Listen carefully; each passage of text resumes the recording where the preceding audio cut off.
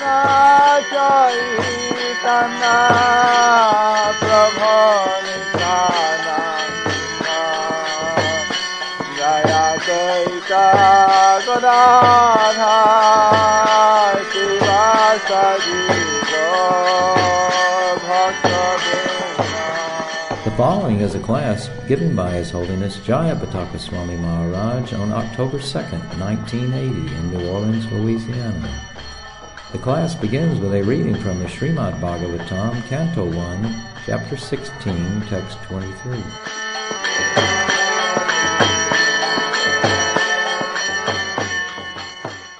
O Mother Earth, the Supreme Personality of Godhead, Hari, incarnated himself as Lord Sri Krishna, just to unload your heavy burden. All his activities here are transcendental, and they cement the path of liberation. You are now bereft of his presence. You are probably now thinking of those activities and feeling sorry in their absence. Purport. The activities of the Lord include liberation, but they are more relishable than the pleasure derived from nirvana or liberation. According to Srila Jiva Goswami and Vishwanath Chakravarti Thakur, the word used here is nirvana vilambitani, that which minimizes the value of liberation. To attain nirvana, liberation, one has to undergo a severe type of tapasya, austerity.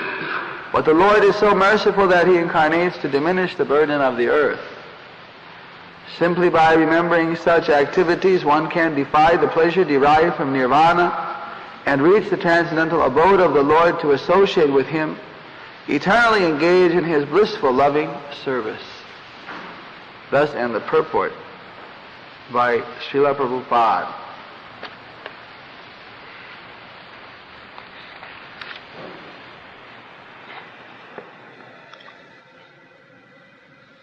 O Mother Earth, the Supreme Personality of Godhead, Hari, incarnated himself as Lord Sri Krishna just to unload your heavy burden.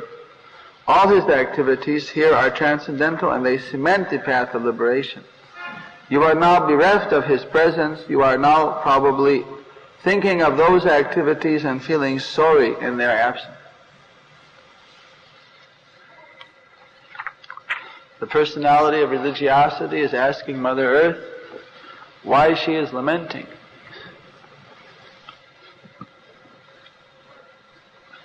Now he is asking whether it is due to separation of the Lord.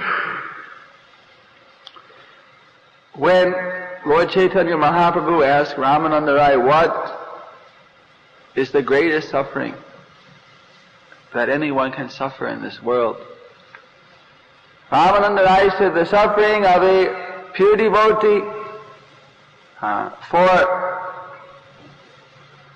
another pure devotee, or the separation of a pure devotee is the greatest suffering.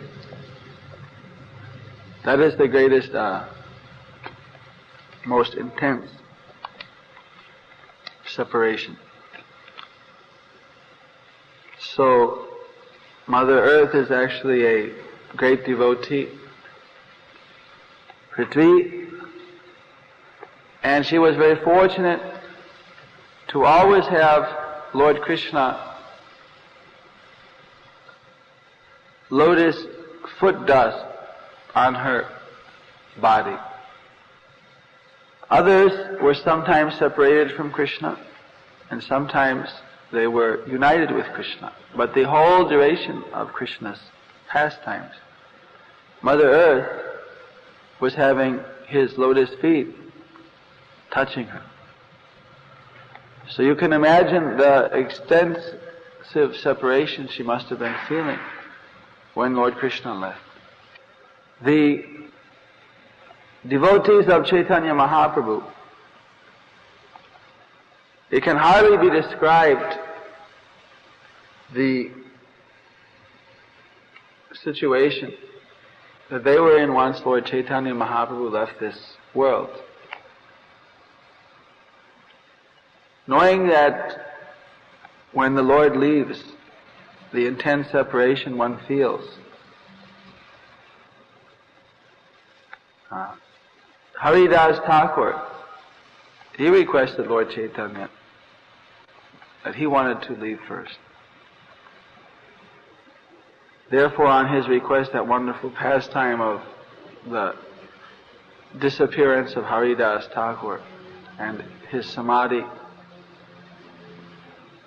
after bathing in the ocean, and subsequent kirtans and feasts were celebrated. Haridas Thakur could understand that it would be a very difficult time to be present after the Lord had left. When Srinivasa Acharya visited the devotees in Jagannath Puri, he was amazed to see that they were still living. For instance, Gadadhar Prabhu, who was deep in separation of the Lord, he could hardly sleep or eat. There was hardly anything he could do except for cry every time he thought of Chaitanya Mahaprabhu. When Srinivas went to see Illusory, the great Vishnu Priya, the consort of Chaitanya Mahaprabhu, who from the age of 16 had to tolerate his separation and continued to stay on this earth even after he left. She had become so thin, her body had become covered with dust. She wasn't taking care of her clothes. Her hair had become untidy. There was no difference to her between day and night. She was simply chanting the names of Chaitanya Mahaprabhu.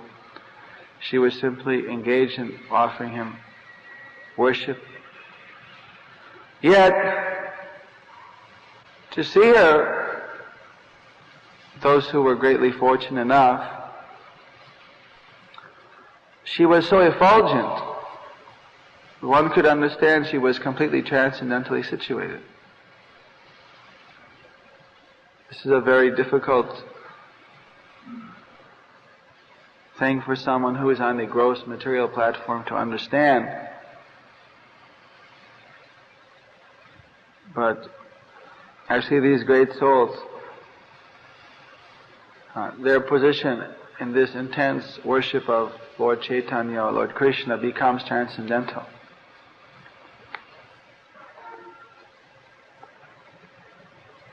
Is transcendental, and they are not bound by the ordinary rules and regulations.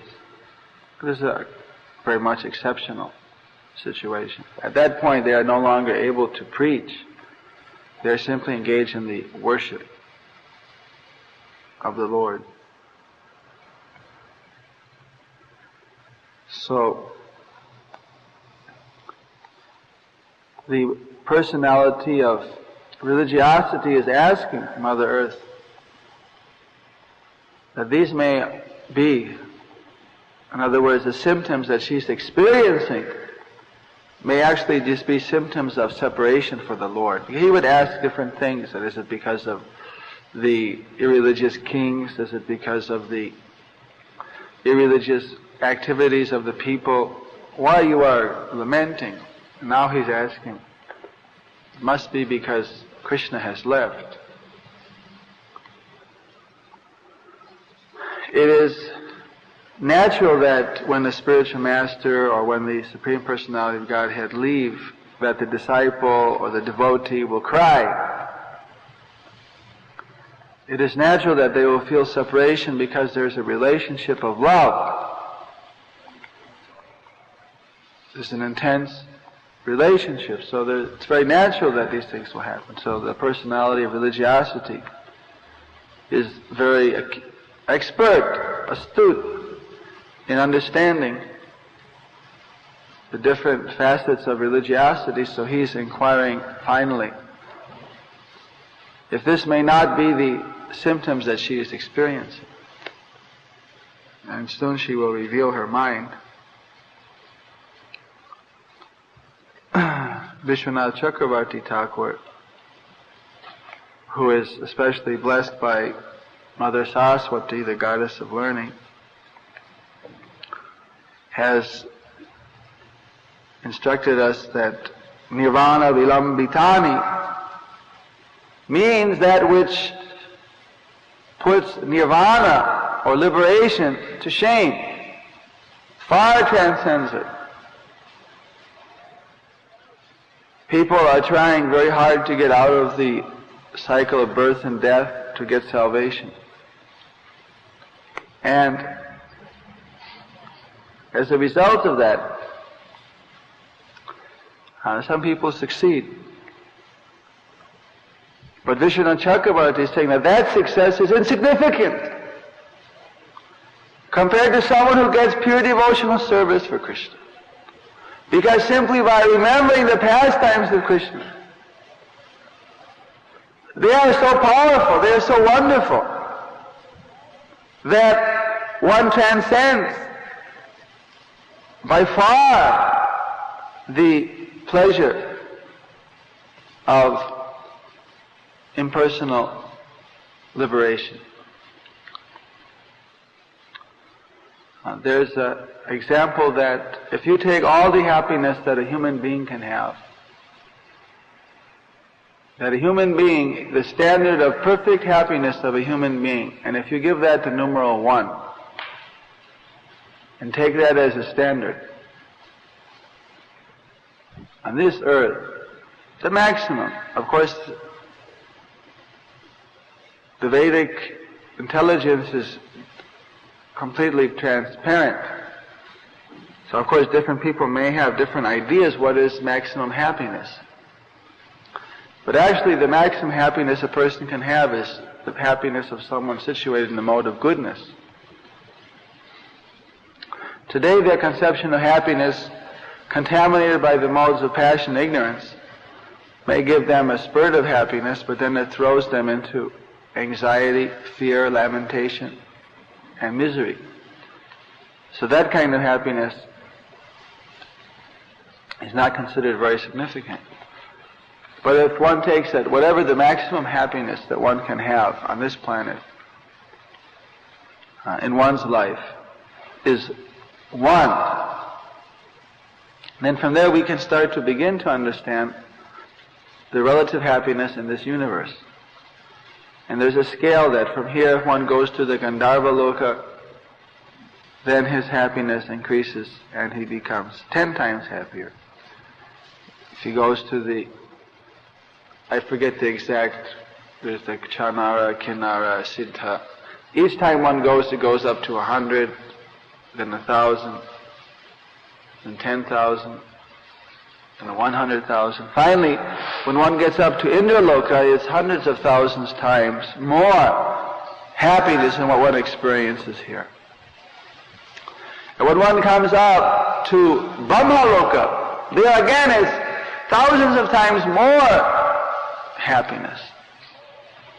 And then it's compared that the happiness of nirvana, of liberation, compared to the happiness on Brahmaloka, the happiness of Brahmaloka is not even a drop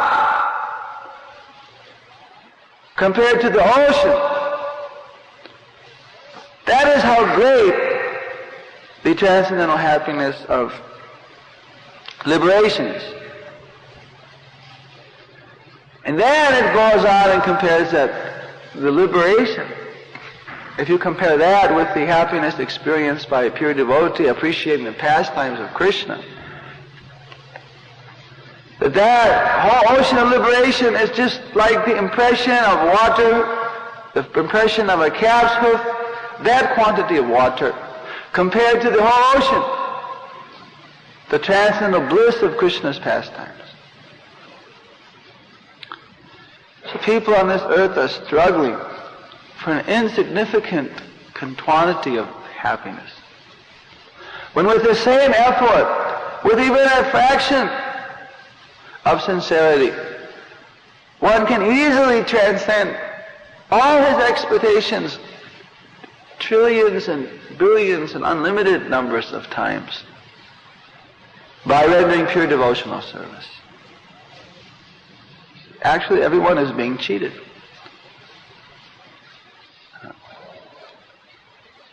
In South India, many people, they know that their happiness is much higher. I met a devotee of sorts, and he told me that I'm not interested in the happiness of this world. I know that the women in this world, they're all smelly and bad. I want to go to the heavenly planets and enjoy the apsaras. So you're crazy. But in South India, you meet people that are completely karmakanda. They know this world is terrible. So he said, although I'm thinking that if I could be born in America, that may also be all right. Because there, that is like a heavenly planet.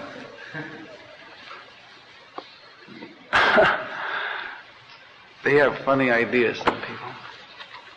Well, you people are here born in the heavenly planets in the minds of many Indians. So you can understand that if this is comparatively supposed to be the heavenly planet, it's still hellish. Of course, heavenly planets is something much different, but it's like that in the material world. It doesn't matter what standard one is living at when it's material, he thinks that it's miserable, comparatively. He doesn't think it's miserable necessarily, but he feels that it is not so much greater. Because just like the ant is living 2-3 days, but in that 2-3 days he's actually living 100 years of his life. A mosquito is living maybe an hour or a day, is living 100 years, and that they're having, the Prabhupada explained, they're having a complete life. Birth, growing, reproduction, dwindling, dying, everything is happening. Their family life, whatever they have, it's happening. A rabbit, 3 years or 1 year, whatever their span is, everything happens in that time. Their tempo is increased. So similarly, as one goes to higher planetary systems, their lifespan may be hundreds and hundreds of years, their happiness may be more, but they don't appreciate it to that extent because everything is relatively adjusted. Everything is relatively adjusted, the full benefit, but actually transcendental happiness, that doesn't have any limit. That doesn't have any. One is transcending all these material relativities and taken to the absolute platform. So as long as one is desiring heavenly planets or another birth or any kind of situation, even if he attains that, they'll never be satisfied. The person who's thinking that if I could only be born in America, I'll be happy. Because of propaganda. But actually we see the American people, they're more unhappy. Because in spite of having so many things, they're completely frustrated because they're still not satisfied.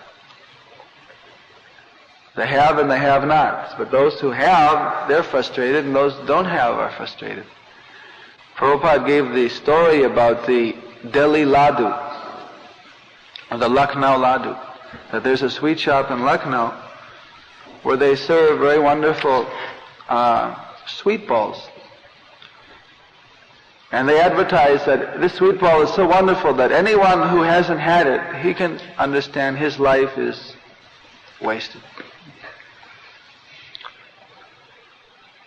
And if you haven't tasted this laddu, that means that your life, you can just take it for granted, that you have not really lived.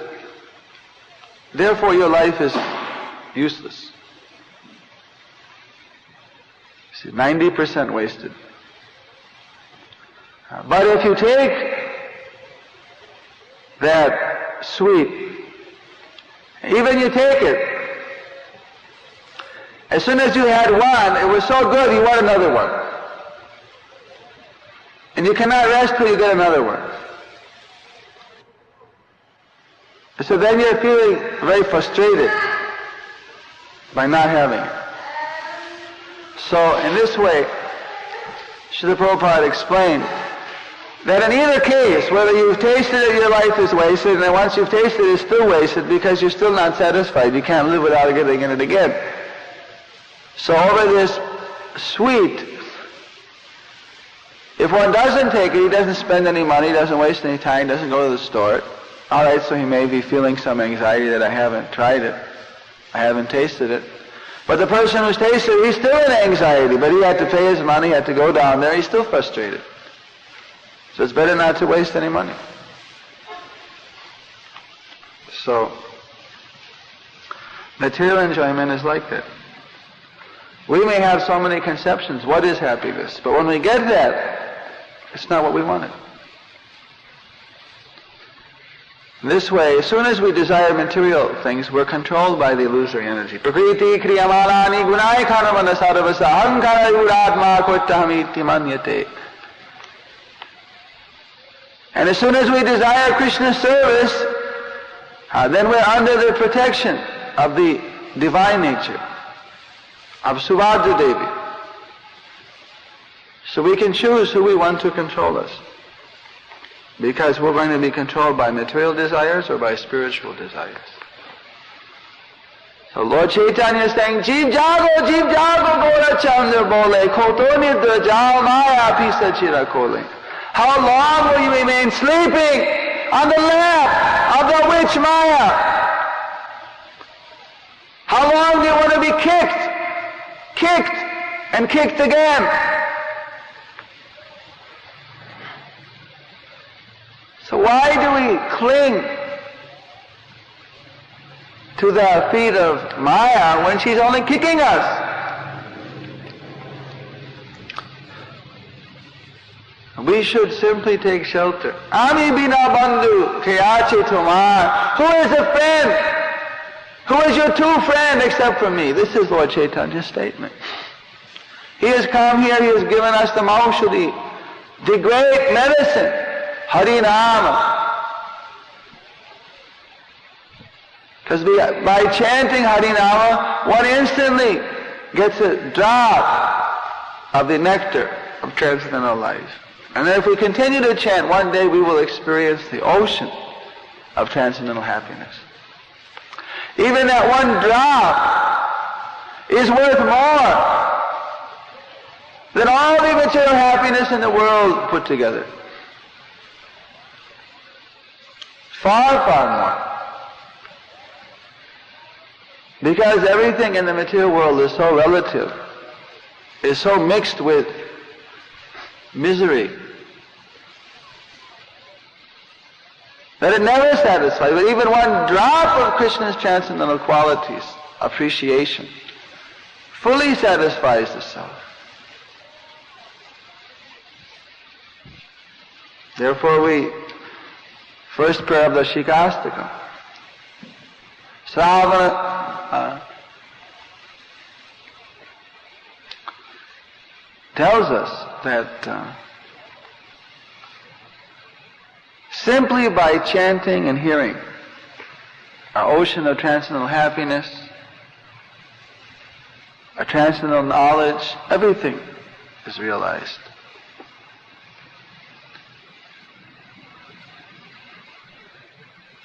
So,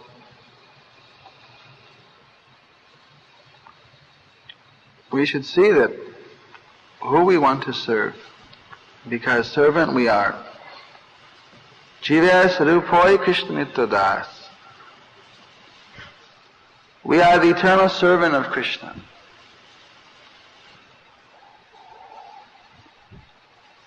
And everyone that we meet, they're also the servant of Krishna. But some people recognize that, and some people have forgotten it. Some people are in ignorance. We go out to distribute books, we go out to discuss with people, to remind them that they're the servant of Krishna.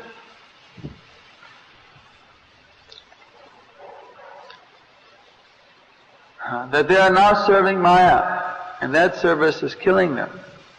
By serving Maya, one must die, and one must again be born And by serving Krishna, one never, after dying, needs to be born again. So serving Krishna gives life, while serving Maya means death.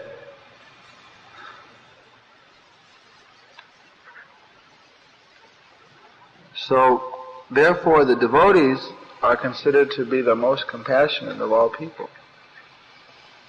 Because what they're giving,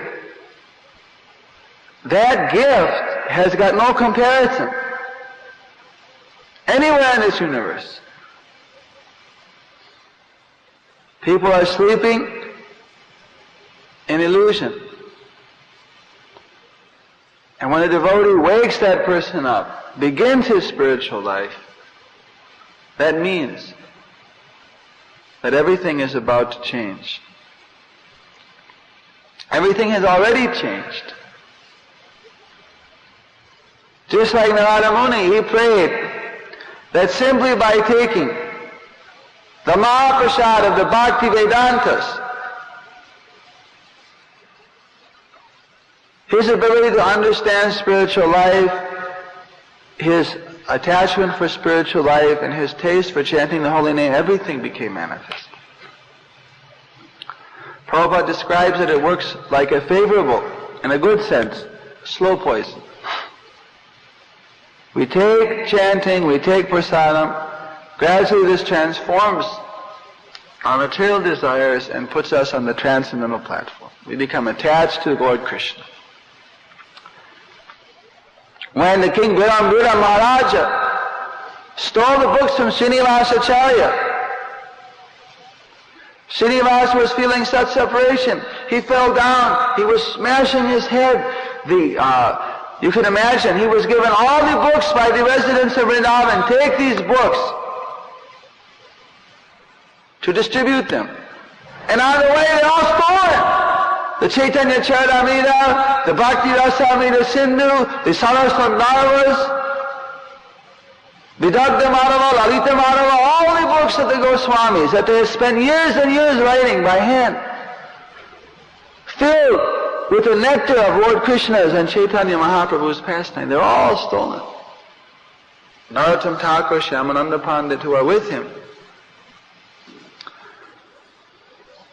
they didn't want to show their face again to anyone. They thought, let's just jump in the Agni Kunda, in the ocean of fire, and finish it. How can you again see those Vaishnavas? They've entrusted you with these books, and everyone lost, finished.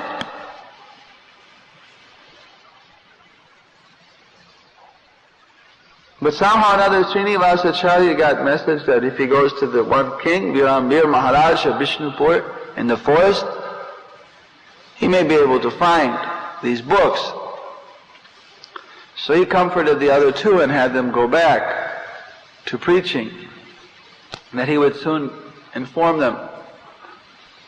He was confident that only Krishna could have done such a thing, that they must find these books again. And so then finally, reaching the palace of Maharaj Virambir, Srinivasacharya got the opportunity to give a class in the Bhagavatam.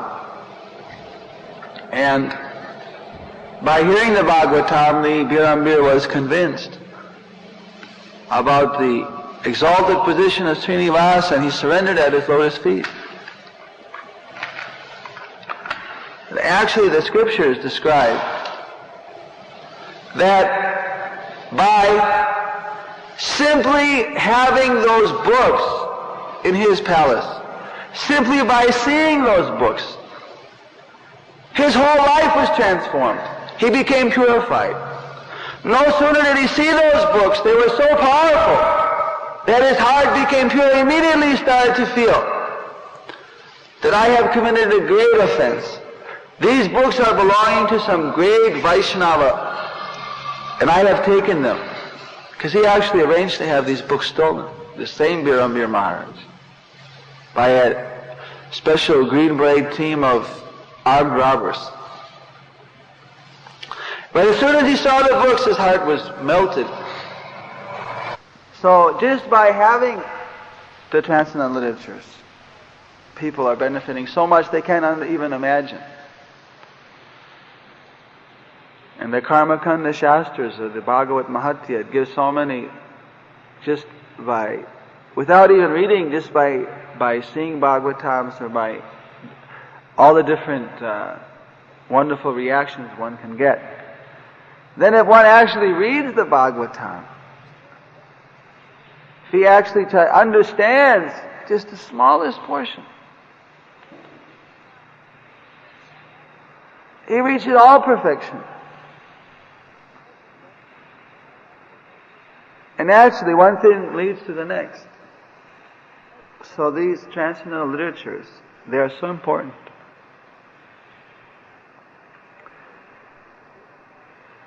People come to us, they've read the books, they want to engage in service.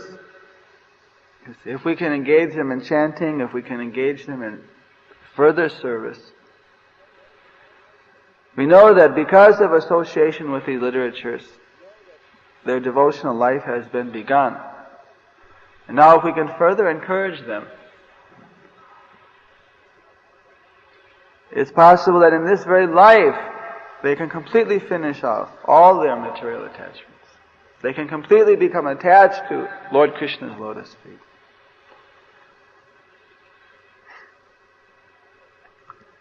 In my tour of South America,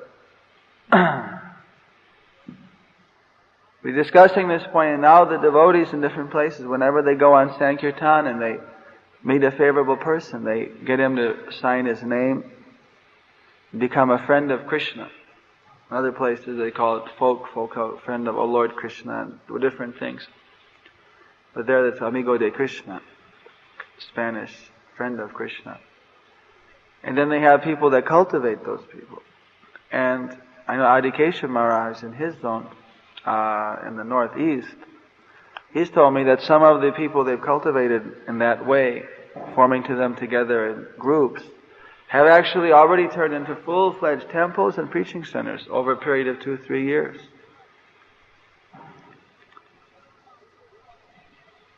Just by seeing that the seeds that have already been planted, when we meet them again on Sankirtan or when they come by to the temple, that they're further cultivated,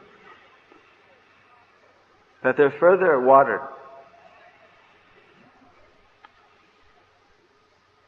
Because these transcendental literatures, they're like transcendental time bombs that are working constantly. Radiation effect. So when people again come by a little more purified, then we step up the purification. Oh, now you should chant. Now you should offer your prasadam. Now you should worship. The mail order department in Los Angeles, they get so many letters from people. Oh, I have read your book. It is wonderful. And they write back, and many people are worshiping deities in their home. Maybe right here in Chicago. They don't even reveal the names of all the people that they're writing to. No one asks half the time. But so many people, just by getting the books, their lives are transformed. In Los Angeles, there were hundreds of people that attended the Rath Yatra with bead bags that no one ever saw before, didn't know who they were, didn't know where they came from, where they got the beads. So people buy beads and they chant.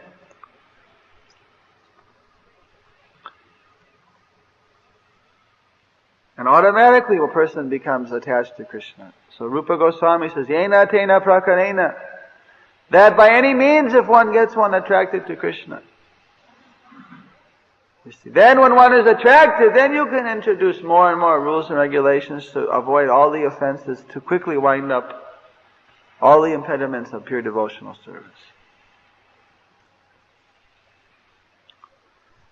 So Srinivasacharya, of course, he was the great liberated soul. And you can imagine the joy when finally he regained those transcendental literatures. And not only did he regain the literatures, but he also initiated that king, Birambir Maharaj, into a Vaishnava cult, into Vaishnava Sampradaya, disciplic succession. His wife, the queen, begged for initiation. She got initiation. She also begged if she could go and see Narottam Thakur. She had heard so much about him.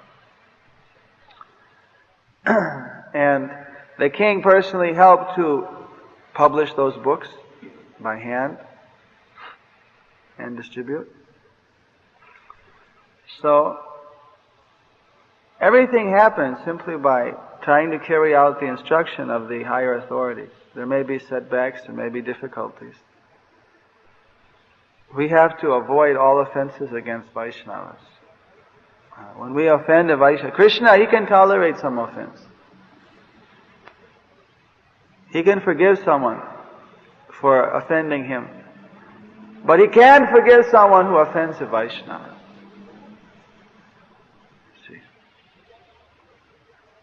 Durvasa Muni offended Maharaja. He went all the way to Vishnaloka. He said, no, I'm sorry, I can't help you. You have to go back to my devotee and request his forgiveness. Alright. If my devotee forgives you, then your slate is clean.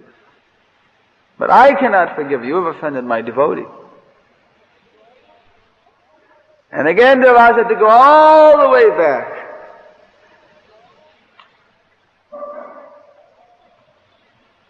Fell down at Maharaja Ambarish's feet. He said, even the most fallen dog eaters, the untouchables, those people, they're chanting the name of Hari, how their lives are transformed. What to speak of someone who is constantly worshipped. He was realizing what is the potency of someone who is rendering devotional service. Maharaja Ambarish appeared to be, a king. He was doing his worship every day. He was washing the temple floor. He didn't look like a great powerful yogi. He came in there with his power and said, sick him, and sent his demon after Maharaja Ambarish. The whole demon was destroyed by Sudarshan Chakra, and he was being chased all over the universe by Sudarshan Chakra. Because devotees don't put on, they don't even know their own power. Because they're protected by divine energy.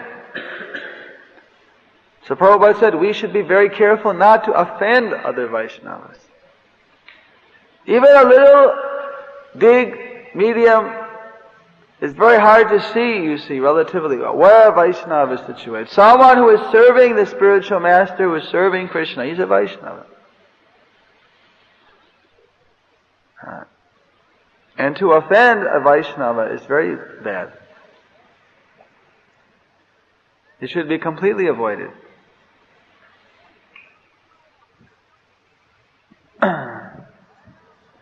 Great soul sees good qualities, even where it seems the maximum only bad qualities, he sees it.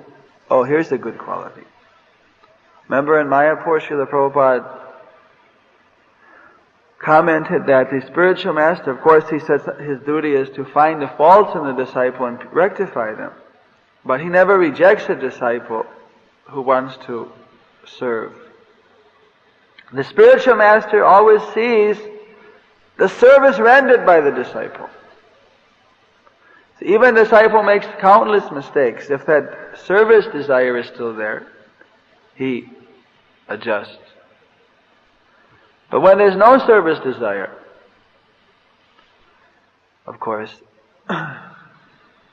then only the relationship can be cut.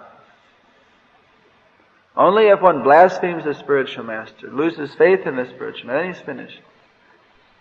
That soul is highly unfortunate. So we should avoid all kind of offense against Vaishnavas.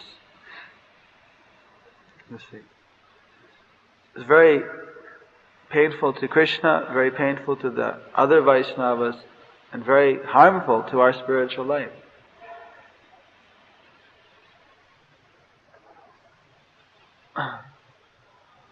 If someone who wants to find faults, he can always find faults. They found faults in the moon. Oh, the moon has got a pocked face. They find faults in Krishna. And if someone wants to find good qualities, in a devotee you will find many good qualities.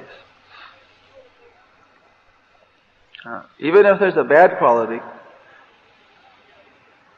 By Krishna's mercy, bad qualities are destroyed.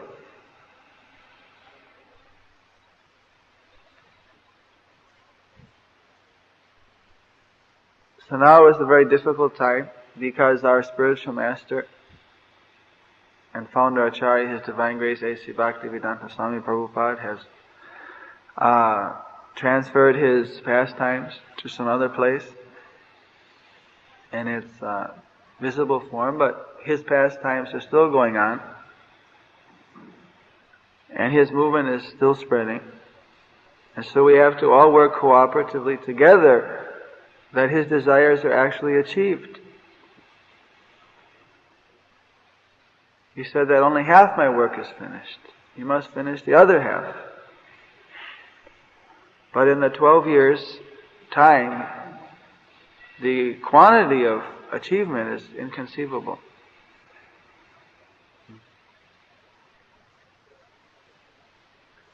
If we could all even just maintain the standard, the level of intensity that he had achieved, which we have not been able to do.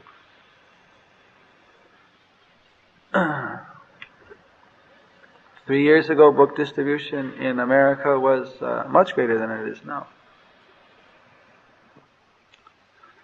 Different preaching. Of course, in other areas it's expanding. But this can only happen if everyone cooperates together, if everyone surrenders.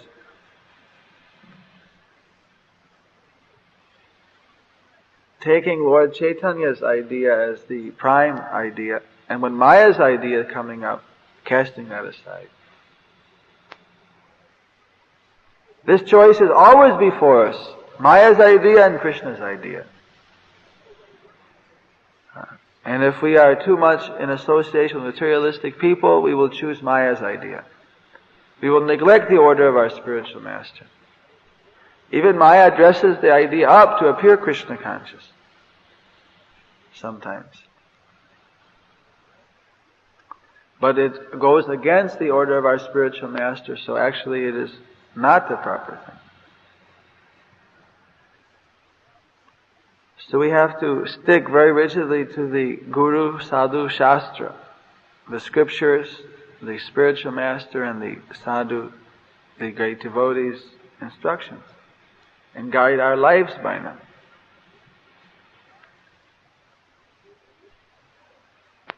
We keep the link strong with the divine transcendental Lord by this surrendering process. People in the whole world are suffering so much, they have no idea what they're working for, where they're heading. And we wonder how we can change the course of the world. All it takes is just one slight glimpse where they're at, how they're actually aimlessly going, and what the slightest glimpse, slightest association, what is the aim? And immediately everything is changed. It's just like a person running down the street. He said, listen, where are you going? So I'm going to catch the bus. The bus is the other way. Oh. Completely turns around. If they could, it doesn't take, like a whole, band and just to get the idea that, I'm going the wrong way. It turns around, starts running the other way. All we have to do is just give the people the glimpse. Hey, where are you going? That's not the right way. It's this way. They go back to Godhead. Doesn't take a lot. It just takes a little bit. Just if you catch their ear. Just put a little doubt in their mind even. Hey, I don't think you're going the right way. Then if they think about it, and then well, what is the right way? Well, this is the right way. Oh. This probably used example. You go in the restaurant. In Bangladesh, one man was going in the restaurant. It was the best restaurant in town. Very sweet meat. Picked up his soup, and in the soup, he found a finger. A human finger. He said, my God. Put it in his handkerchief, and went and showed it to the police after vomiting outside, and then nice Mohammedan shop. The police surrounded the shop and then raided it. Dug in the back, there were hundreds of cadavers and corpses and bones and things, skulls. This is a famous shop for first quality meat, but they had been, to save their cost, they had been kidnapping people from the street because they have about 10-15 kilos of meat on it. Each kilo there costs $1 a kilo. So you get $10 for a body. You can imagine, adds up. Hundreds of bodies make a few $100s. That's the value of the human life to them. So, it doesn't take much if a person just realizes that his material happiness that he's enjoying, he's eating himself. He's actually eating himself. He's tasting his own blood. If you can just understand that immediately, a person, he's not going to eat in that place. He's not a cannibal.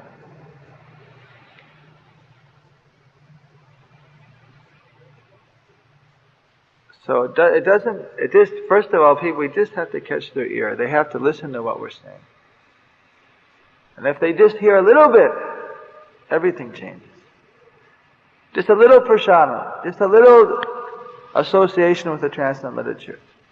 Everything changes. They get unmoored from the course that they're on. And gradually they come around. Or quickly, depending on their fortune. So Mother Earth, she's of course a great pure devotee, and she is completely absorbed in transcendental anxiety. So the personality of religiosity is asking her why you are suffering. Maybe now he's hit it on the head. Are you suffering because of separation of Lord Krishna? A devotee's suffering is not suffering, it's transcendental bliss. Because a devotee's suffering means he's feeling separation of Krishna. He has no material suffering in that sense.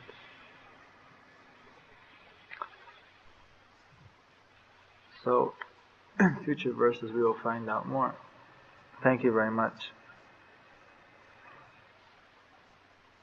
Is there any questions? This is more of a common sense question. It's like Rupa Goswami, Atyaharascha. That we don't want to overeat. So, where is the standard of how much one should eat? The scripture doesn't say that one should eat 1.274 pounds per man, or 27% of the body weight, for lunch and 15% for breakfast. It doesn't give any. It says one shouldn't eat more, one shouldn't eat less. And Srila Prabhupada said that the actual thing is that as much as one can work, he should eat. If you eat a lot, then you should work more. You see, if you eat as much as, if you work as much as you're eating, then there's no difficulty. If you have a better tape recorder, but you're actually using it to record Krishna's discourses, and that is being reproduced and utilized, then it's worth it. And if you just have an expensive tape recorder, but it's not really utilized, then it's over endeavor. Or if the whole thing is depending on the total time, place, and circumstance in every respect. It's not that there's a cut and dry. What's a good tape recorder for Chicago? In South America, they would consider to be extreme luxury, inconceivable, ridiculous kind of thing, maybe. Because there, the economy is much less advanced. And in India, a person will bloop over that tape recorder if he's a weak devotee just to get it. Because it's so luxurious. So in different places, there's different situations. Therefore, one has to have a spiritual master, one has to have senior sadhus or Vaishnavas, that if one has doubt, he confirms that is this necessary. I'm thinking that this is necessary for my service. Then the spiritual master or the sadhus, they say yes. So reasonable. And if we get very fixed that I want to be independent, I'll just make my own standard.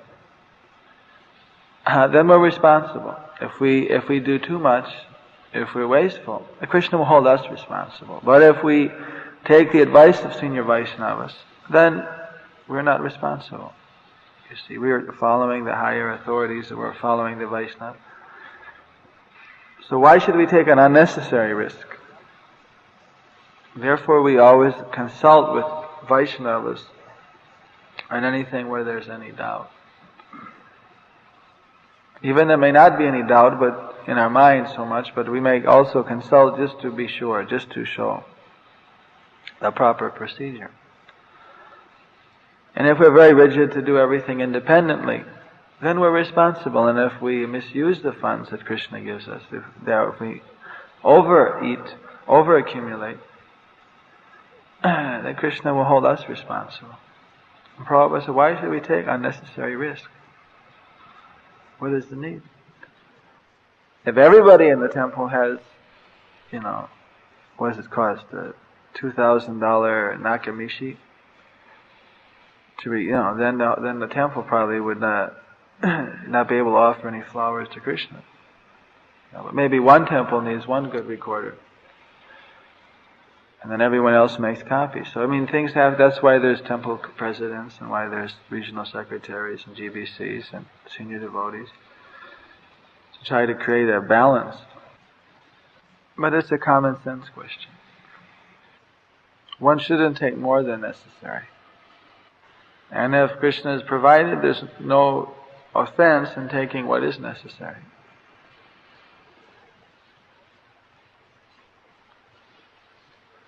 Whatever one takes material facility, if that facility is used for Krishna, then it elevates one. But if it's not used for Krishna, then it becomes a burden. So there's no harm in having material facilities, except that if one is not able to use all those facilities, then it simply becomes a burden. It becomes an impediment. Everything we take material, we should engage it. That's why for brahmachari, Prabhupada said his life is very perfect. He doesn't have to worry about so many things. He has his cloth, he has his place of his sleeping gear and where he wants to sleep, and he has his service. Mind is clear. No difficulty. And now you want to add into that, alright, a tape recorder and a watch. Those shouldn't be too overriding burdens. Of course, when one enters married life, he's got so many things to worry about. You see, but if everything is kept Krishna conscious, then he can overcome all these things. The brahmachari life is very free life. So the system is that whatever you have, that should be engaged. So it's easy if you don't have so many things to engage. That makes it simple. And if you have more things, then you have to engage those. Otherwise you become entangled. Any other questions? Because I find myself thinking, in the same way.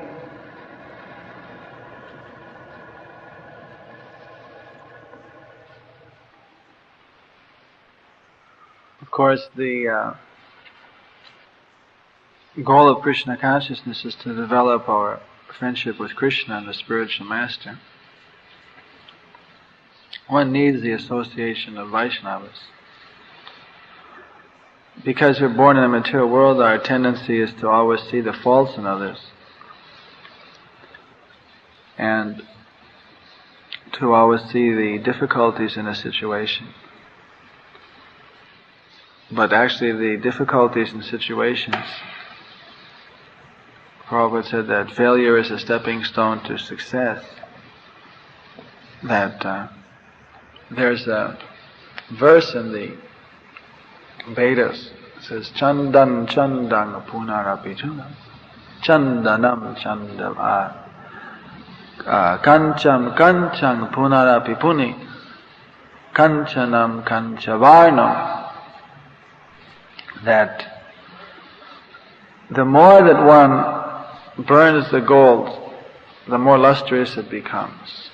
The more that one rubs the sandalwood, the more the scent comes out. And the more one beats the sugar cane, the more that the sweet juice comes out. So all these, grinding and beating and burning, these are all like violent activities. I mean, they're very violent activities. Yet, when applied to sandalwood, sugarcane, and gold, they actually produce something wonderful. You see, so in material life, we're always looking for something very free from all type of disturbances. But actually in Krishna consciousness, obstacles can produce a refinement of our devotional service if we actually learn to depend on Krishna